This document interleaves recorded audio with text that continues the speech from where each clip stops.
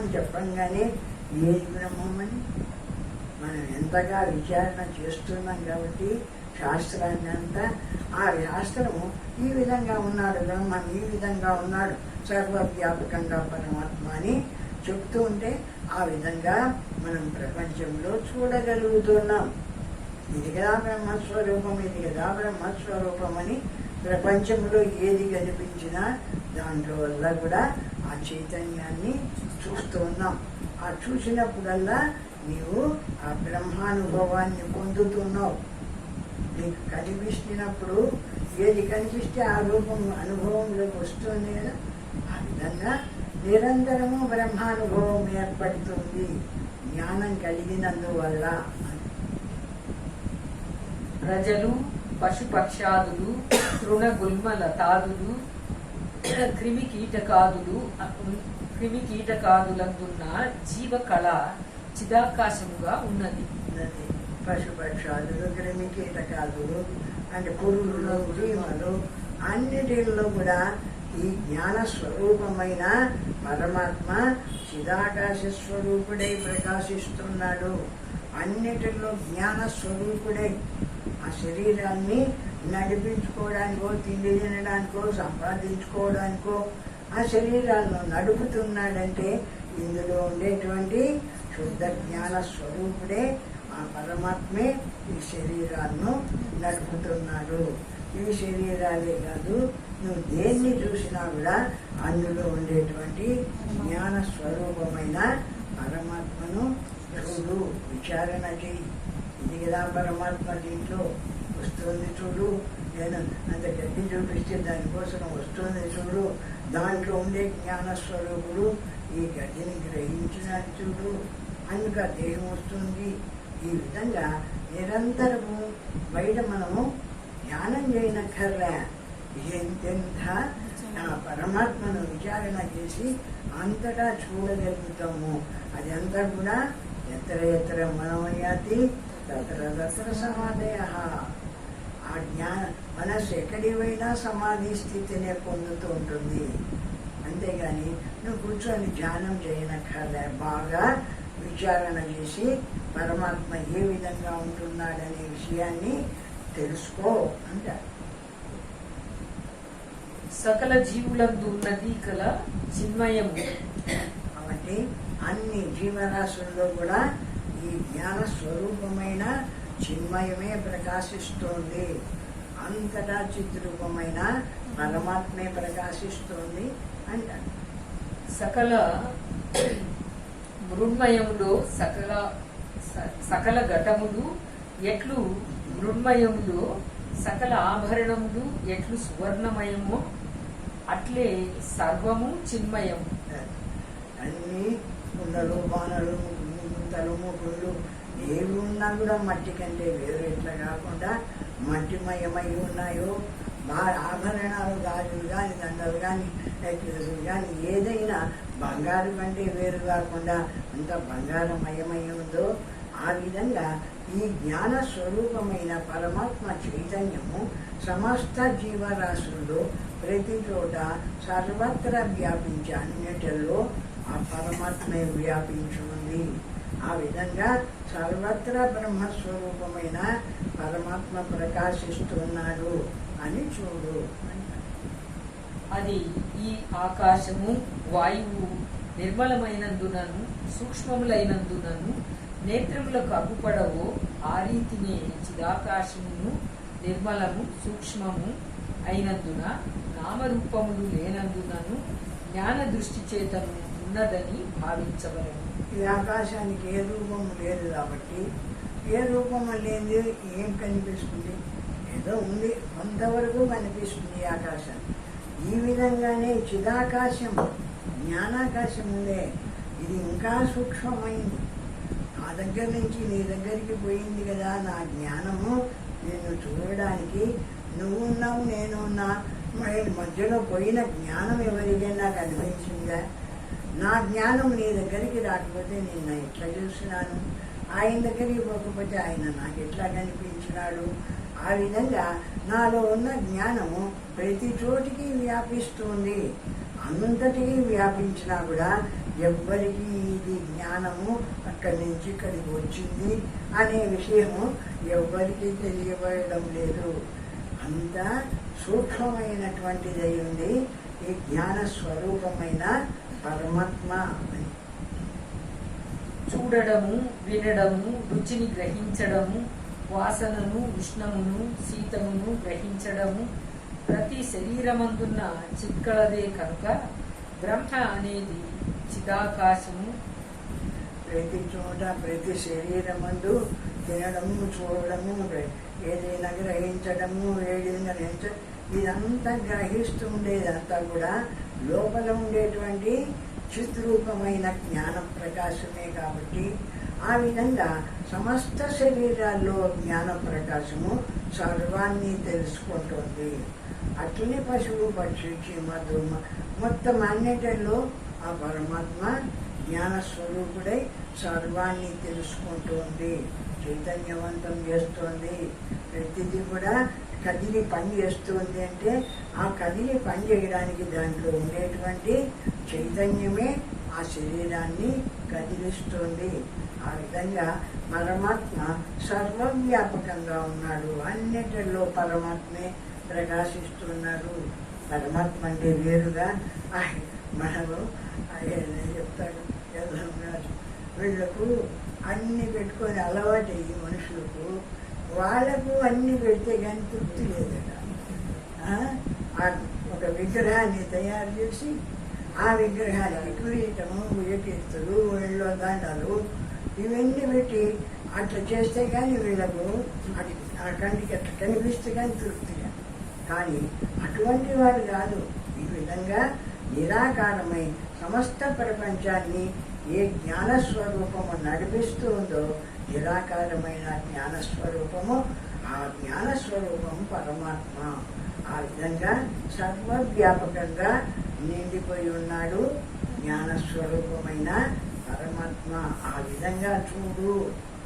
ఈ కాళ్ళు, ముక్కు, చెవులు, కళ్ళు, ఆ గుడ్డలు కట్టుకోండి వాళ్ళే దేవుళ్ళు అనుకోవాకు. ఇది ఎంత దేవుడు! ఆ దేవుళ్ళ కంటే ఈ దేవుడు ఎంత గొప్పవాడు. ఒక శరీరాన్ని కదిలిస్తున్నాడు, ఒక చీమను కదిలిస్తున్నాడు, ఒక దోమను కదిలిస్తున్నాడంటే అన్ని శరీరాలను కదిలించే ఆయా పనులు చేస్తున్నాడంటే ఇక్కడ ఉండే దేవుడు ఎంత గొప్పవాడు. ఆ విగ్రహంలో ఉండేటువంటి దేవుడికి నువ్వు ఎంత చేసినా ఆయన ఏమన్నా కదిలి వస్తాడా, కదిలిస్తాడా అంటే కానీ అట్లా అలవాటు పడినాడు మానవుడు. తనకేముంటే దేవునికి అవి ఉంటేనే వీడికి తృప్తి. కాబట్టి అట్లా అలవాటు పడినాడు. కానీ వాస్తవంగా దేవుడు ఎవరు? దేవుడు ఎవరు అంటే ఈ విధంగా సమస్త జీవరాశుల్లో ఏ చైతన్య రూపమైన పరమాత్మ వ్యాపించి సమస్తాన్ని కదిలించి ఈ ప్రపంచాన్ని నడిపిస్తుందో అది వాస్తవమైన దైవము. ఆ దేవుడు నిజమైన దేవుడు.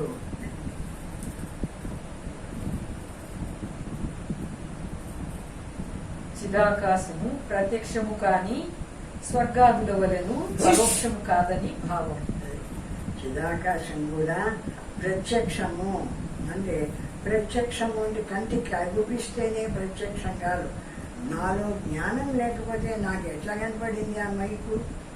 నాలో జ్ఞానం లేకపోతే ఆ మనిషి ఎట్లా కనపడినాడు? మరి నా జ్ఞానం కనిపిస్తుందా? నా జ్ఞానం ఎవరికి కనిపించదు. ఆ విధంగా చిదాకాశ స్వరూపుడై ఆకాశం మాదిరి సర్వత్రా వ్యాపించి అందరిలో వ్యాపించి ఏ జ్ఞానస్వరూపమైన పరమాత్మ అంతటా వ్యాపించి ఉన్నాడు. ఆ జ్ఞానస్వరూపమైన పరమాత్మే దేవుడు.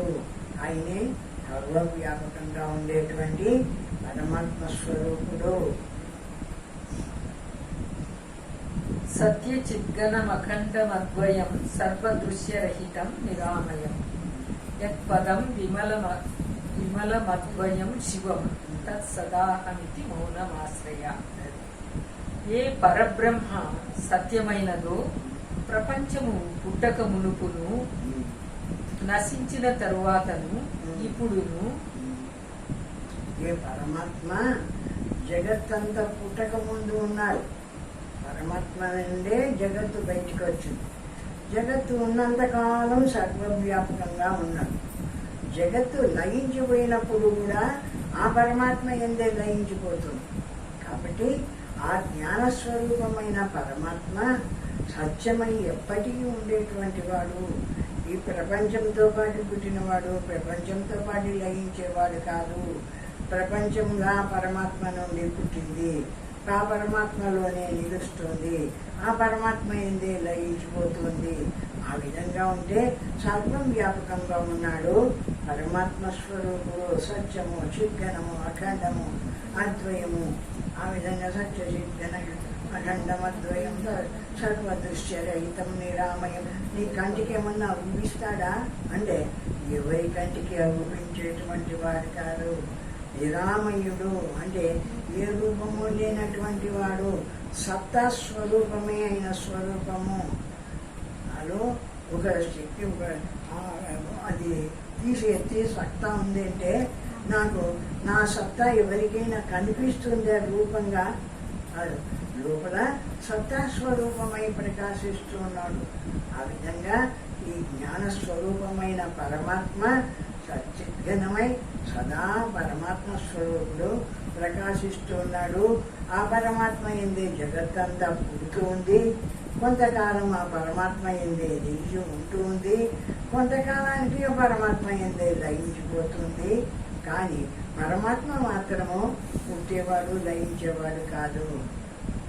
చిద్ఘనమఖండమద్వయం సర్వదృశ్యరహితం నిరామయం యత్పదం నిర్మలమక్షరం శివం తత్ సదాహమితి మౌనమాశ్రయ. నువ్వు అటువంటి బ్రహ్మస్వరూపాన్ని సదా ఎప్పుడు ఆ బ్రహ్మం నేను అని మౌనమాశ్రయ. ఇంకా మాట్లాడవాడు, మౌనంగా ఉంది. ఆ బ్రహ్మం నేను సదా, నేను ఎప్పుడు కూడా దీంట్లో ఏ జ్ఞాన స్వరూపమై ప్రకాశిస్తున్నానో ఈ బ్రహ్మం నేను అని నిల్చో, మాట్లాడవాడు, మౌనంగా ఉంది. అట్లా ఆ బ్రహ్మాన్ని తెలుసుకో. ఆ విధంగా ఉంది నీలో జ్ఞాన స్వరూపమైన పరమాత్మ. బాగా అర్థం చేసుకొని ఆ విధంగా నిలిచి ఇది కదా నా స్వరూపము, ఇది నేను కదా బ్రహ్మము అని తెలుసుకోవాలా.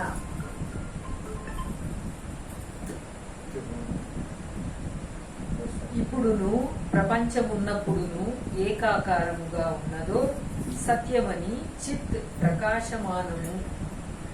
ఇప్పుడు ప్రపంచం ఉన్నప్పుడు ఆ బ్రహ్మం ఏకాకారంగా సర్వవ్యాపకంగా ఉంది. ఈ ప్రపంచం లేనప్పుడు బ్రహ్మస్వరూపమే సర్వవ్యాపకంగా ఉంది. దాని ఎందుకు పుడుతుంది జగత్తంతా. ఇప్పుడు జగత్తంతా ఉండినప్పుడు కూడా పరమాత్మ ఎందే ఉంది, లయించినప్పుడు కూడా పరమాత్మ ఎందే లయించిపోతుంది. ఆ విధంగా ఎప్పటికీ ఉండేటువంటి ఏ జ్ఞాన స్వరూపమైన పరమాత్మ ఉందో ఆ పరమాత్మ నా స్వరూపము. శివోహం శివోహం, ఆ నేను బ్రహ్మము, ఆ నేను బ్రహ్మము అని, ఆ బ్రహ్మాన్ని నేను అని ఆ విధంగా విచారణ చేసి ధ్యానిస్తూ ఉండు అంటాడు. అన్ని విధముల జ్ఞానమును గ్రహించే నేత్రాదులందున్న జ్ఞానముల సముదాయ స్వరూపము ఏకాకారముగా ఉన్నది. అన్ని విధాల అందరి కళ్ళల్లోంచి ఏ జ్ఞానము బయటికి వచ్చి కంటి ద్వారా ఈ ప్రపంచాన్ని చూస్తూ ఉందో ఆ విధంగా చూస్తూ ఉన్న జ్ఞానము మనుషులు వేరువేరుగా ఉండవచ్చు, కళ్ళు వేరువేరుగా ఉండవచ్చు. ఆ కళ్ళల్లోంచి వచ్చి బయటకు వచ్చి చూసే జ్ఞానం మాత్రము ఒక్కటిగా ఉంది కదా, ఏకాకారము ఒక్కటిగా ఉంది.